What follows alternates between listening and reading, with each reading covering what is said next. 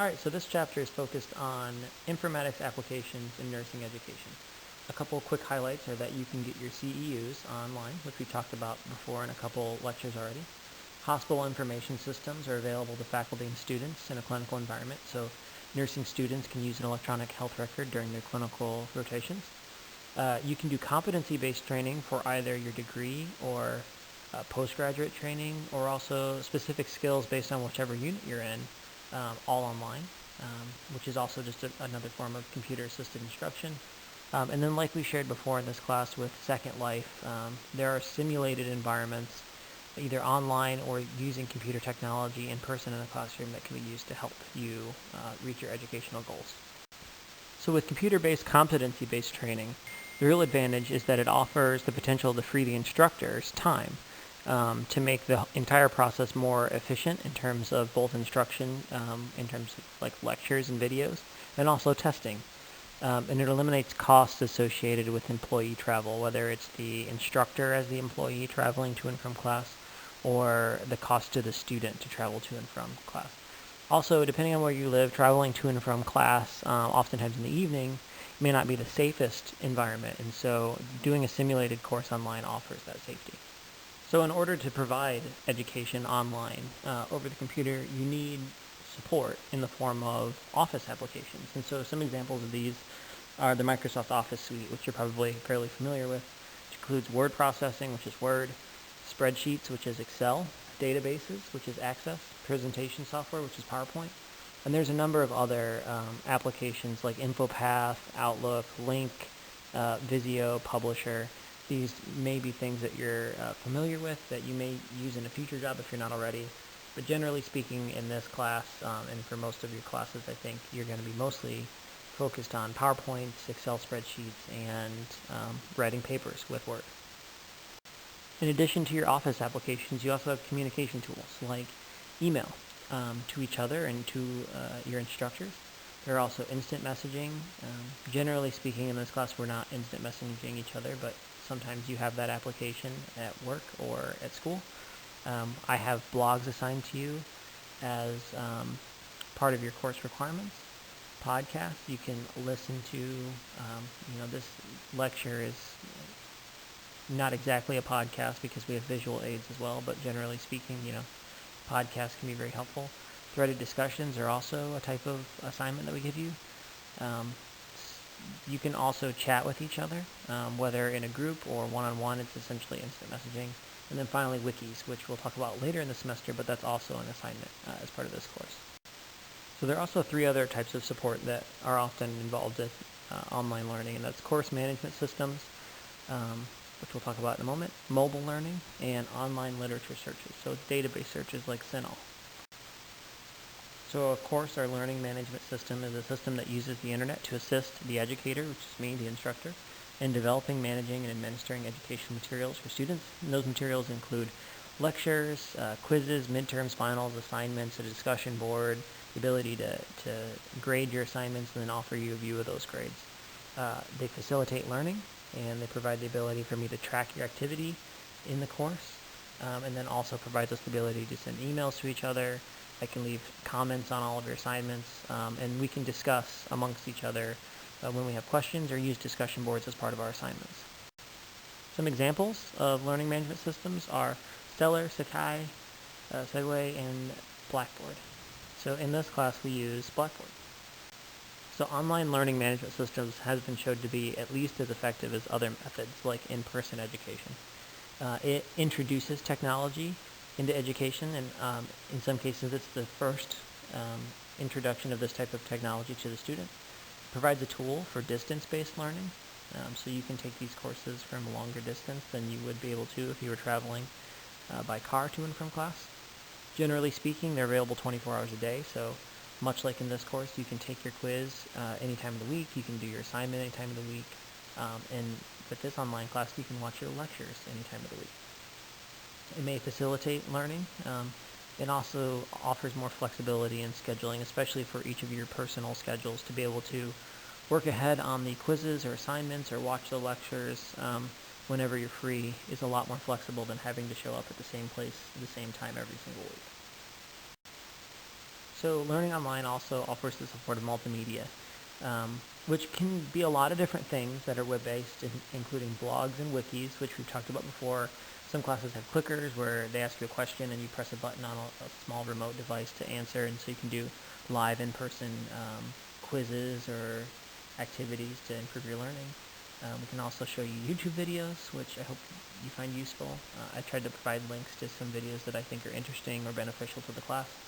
And then again, podcasts and videocasts all are good for facilitating your learning, adding to retention, and they all serve as resources after the class is over that you can refer back to. Another tool often used is video teleconferencing, which is essentially using a computer and audio and video equipment to provide an interactive communication between two or more persons. A lot of times the way that you see this in the classroom is an instructor and the students all dialing in on the same phone line and then clicking on a link on their laptop or desktop and going to a site where you can see the instructor's screen and they give a presentation that way.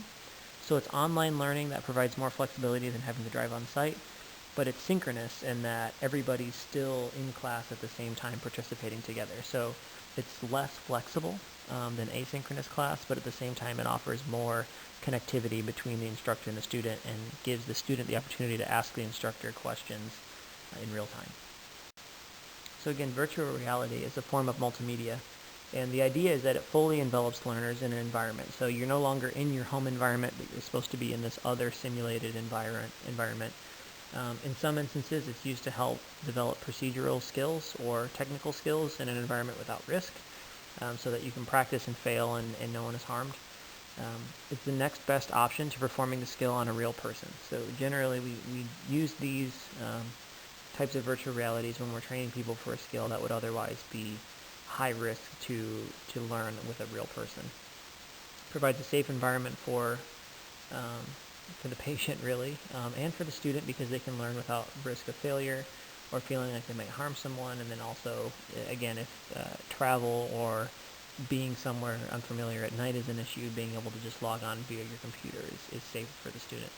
And again, a good example of a virtual reality environment is Second Life.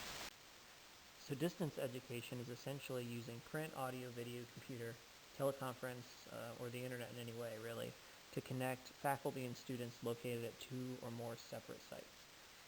So generally speaking, this class is distance education, even though we all live in southeastern Michigan, because you can watch these lectures from home and do your assignments from home, and we don't necessarily all have to be in the same physical location to have an educational experience. So this may occur real-time, synchronously, or delayed, asynchronously. So when you sign on to a teleconference and you're able to talk to your instructor directly and everybody gets online at the same time at, say, 8 p.m. every Tuesday night, that would be a synchronous class. If the instructor just posts lecture videos that you're able to watch whenever is convenient for you, that's asynchronous. So synchrony influences instructional design, delivery, and interaction. So the experience when you're in a synchronous class versus an asynchronous classes are very different, and there are pros and cons to each of them. As discussed before, having the class synchronous is pretty good in terms of tracking on your assignments and staying on top of things, because you have a real-time interaction on a regular or semi-regular basis that guides that. Asynchronous time is preferential for people who really need a flexible schedule and want to schedule all of their quizzes and assignments and watching their lectures at their own pace. So there are pros and cons to each methodology. So some of the requirements for distance education, and some could portray these as drawbacks. It requires infrastructure, so there's a lot of infrastructure that goes into all the systems that we use, like Blackboard, and our emailing systems, and our literature search systems. There's more faculty preparation and organization required, so I can't just show up every week and teach you something. Not that I wouldn't have to prepare if I was showing up in person, but preparing ahead of time, preparing the lecture slides and recording the videos is certainly more time consuming, at least the first time you record the content, than is going to class in person.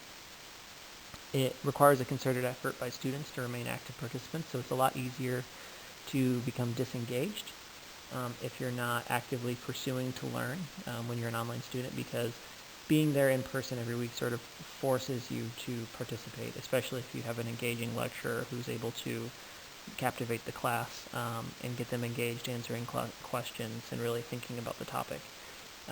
When it's online and it's asynchronous, that becomes a lot more difficult to do. And then adaptation by faculty and students to a different teaching learning environment. So if you're a learner who's not used to learning online, and if you're a teacher who's not used to preparing materials online, then that's an adjustment that both of those parties have to make. So the advantages of distance education are increased opportunities, so you can attend classes in universities that you normally wouldn't be able to, either because of geography or cost.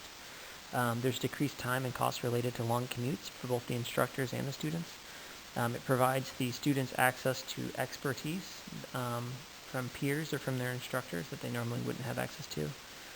And generally speaking, especially in this class, you can watch the lectures 24 hours a day, do your assignment at any hour of the night, and take your quizzes at any hour of the night, as long as it's in by the due date. All right, now we're going to delve into some of the multimedia options that we talked about briefly before. And the first is wikis. A wiki is a site where anyone visiting the website can create, update, or change the content within the site. So a good example is Wikipedia, which is essentially an encyclopedia that is a wiki site. And so it's a really good way to asynchronously have a group contribute content to one site. And the goal is that the editing from multiple parties leads to a more accurate and more complete site than it would have been if there were only one contributor. So podcast is an internet-based technology that allows distribution of audio or video content to a student most of the time, at least in the context of this class, although there are podcasts for a lot of other things. For example, I have a podcast that I get on my iPhone for how to become a better home brewer, and then I also have a podcast that I listen to about Michigan football.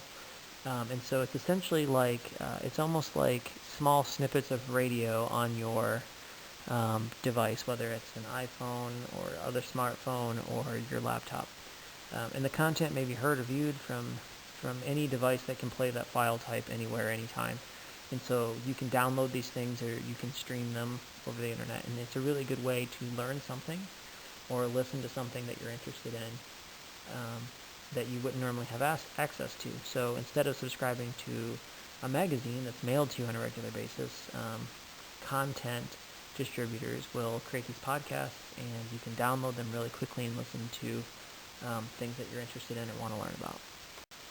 A webinar is essentially a web conference, and so they're often used professionals and for education professionals, and they're used in the education sector as well. So generally speaking, when multiple professionals in healthcare or any other space want to meet, they'll do a webinar.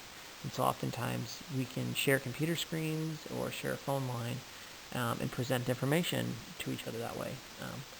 The way that you would have synchronous class where everyone dials in the same phone line and then the instructor gives a lecture would essentially be another example of how to use a webinar.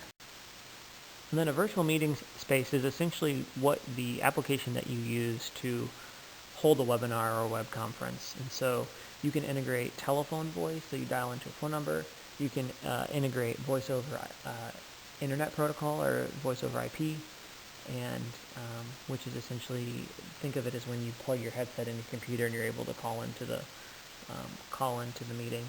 And so a couple of quick examples of these are WebEx and GoToMeeting, although now Skype has the ability to screen share and have multiple people dial in at the same time on phone calls as well. So there are several other tools, but those are two that were used pretty commonly in the professional space, and so it's a really good way to hold a business meeting or even have a lecture to a class.